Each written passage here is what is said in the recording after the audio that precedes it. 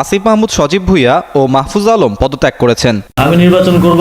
বৈঠকে দুই উপদেষ্টার পদত্যাগের বিষয়টি ওঠে। সন্ধ্যায় সরকারের দায়িত্বশীল ব্যক্তিরা নিশ্চিত হন যে আসিফ মাহমুদ বুধবার পদত্যাগ করেছেন।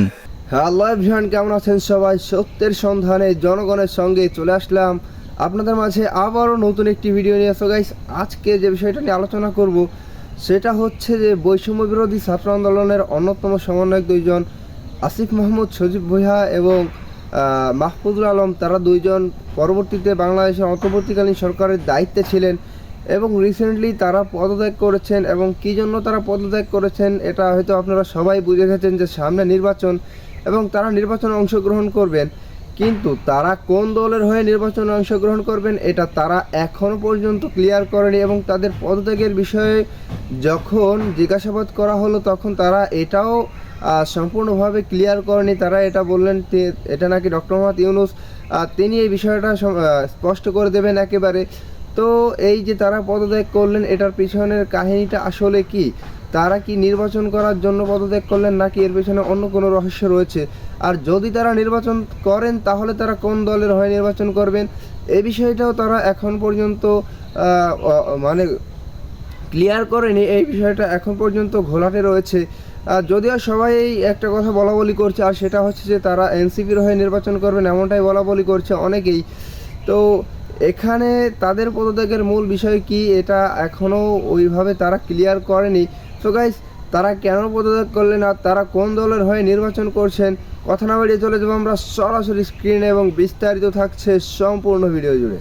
অন্তর্বর্তী সরকারের উপদেষ্টা পরিষদে থাকা দুই ছাত্র প্রতিনিধি আসিফ মাহমুদ সজীব ভুঁইয়া ও মাহফুজ আলম পদত্যাগ করেছেন। তাদের মধ্যে আসিফ মাহমুদ ছিলেন স্থানীয় সরকার, পল্লী উন্নয়ন ও সমবায় মন্ত্রণালয় এবং যুব ও ক্রীড়া মন্ত্রণালয়ের দায়িত্বে, আর মাহফুজ আলম ছিলেন তথ্য ও সম্প্রচার মন্ত্রণালয়ের দায়িত্বে। বুধবার সন্ধ্যায় প্রধান উপদেষ্টা ডক্টর মোহাম্মদ ইউনূসের সঙ্গে বৈঠক করে তারা পদত্যাগপত্র জমা দেন বলে সরকারের দায়িত্বশীল সূত্র থেকে বিষয়টি নিশ্চিত হওয়া গেছে। সূত্রে জানা গেছে এই দুই উপদেষ্টার পদত্যাগ নিয়ে সংবাদ সম্মেলন ডেকেছে প্রধান উপদেষ্টার প্রেস উইং। 10 ডিসেম্বর সন্ধ্যা 6:30টায় এ বিষয়ে ব্রিফিং করা হবে। সরকারের দায়িত্বশীল সূত্র জানায় 9 ডিসেম্বর প্রধান উপদেষ্টা অধ্যাপক মোহাম্মদ ইউনূসের সঙ্গে যমুনায় বৈঠক করেন জ্যেষ্ঠ কয়েকজন উপদেষ্টা। সাধারণত প্রতি মঙ্গলবার মধ্যাহ্নভোজের পাশাপাশি উপদেষ্টারা বৈঠকে মিলিত হন। বৈঠকে দুই উপদেষ্টার পদত্যাগের বিষয়টি ওঠে। সন্ধ্যায় সরকারের দায়িত্বশীল ব্যক্তিরা নিশ্চিত হন যে আসিফ মাহমুদ বুধবার পদত্যাগ করেছেন। আমি নির্বাচন করব, এটা স্পষ্টভাবেই বলা যায়, কিন্তু কোথায় করব, কোন দল থেকে করব সেটা পরবর্তী ডিসকাশন। আমরা এখন একটা পর্যায়ে আছি, পরের পর্যায়ে সেটা সবার সামনে আসবে। আর অন্য যে বিষয়ে প্রশ্ন করলেন সে বিষয়ে আমার কোনো কিছু বলার এখতিয়ার নেই, সেটা আমাদের মাননীয় প্রধান উপদেষ্টার কার্যালয় থেকে আপনাদেরকে যথাসময়ে জানিয়ে দেওয়া হবে।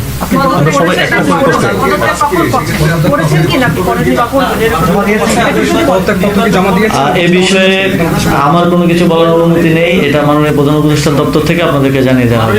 মাননীয় প্রধান উপদেষ্টার প্রেস উইং থেকে আপনাদেরকে জানিয়ে দেওয়া হবে। বলা হয়েছে উপদেষ্টা পদে থেকে নির্বাচন করার সুযোগ নেই।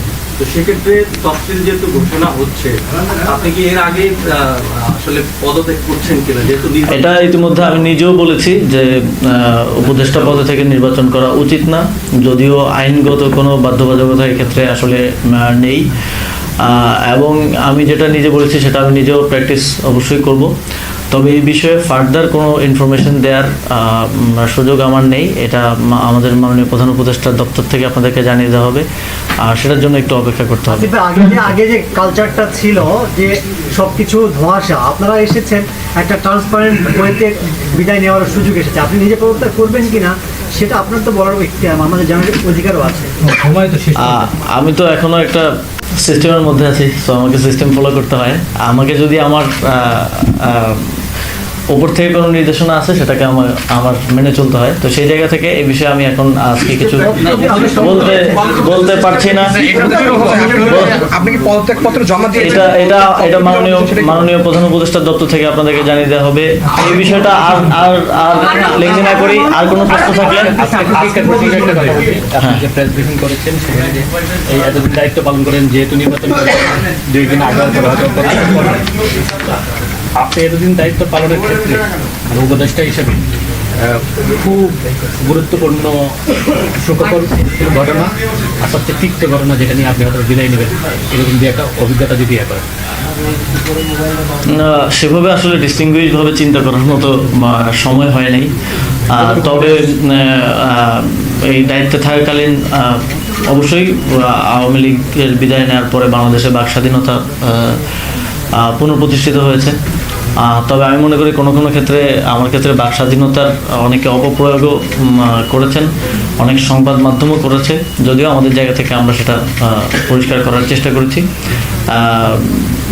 বাক স্বাধীনতা থাকবে এবং সেটার যেন প্রকৃত ব্যবহারটাও সবাই নিশ্চিত করে, সদ্ব্যবহারটা নিশ্চিত করে, এটাই আমার প্রত্যাশা থাকবে। এবং এটা আমার দিক থেকেও আমি প্র্যাকটিস করার চেষ্টা করবো এবং আপনাদের দিক থেকেও আপনারা করবেন, এটাই প্রত্যাশা থাকবে। তো গাইস, আপনারা সম্পূর্ণ ভিডিওটি দেখলেন এবং এই ভিডিও সম্পর্কে আপনাদের মূল্যবান মতামত অবশ্যই কমেন্ট বক্সে বলে যাবেন। দেখা হবে আপনাদের সাথে অন্য কোনো ভিডিওতে। ততক্ষণ পর্যন্ত ভালো থাকবেন, সুস্থ থাকবেন। আল্লাহ হাফেজ।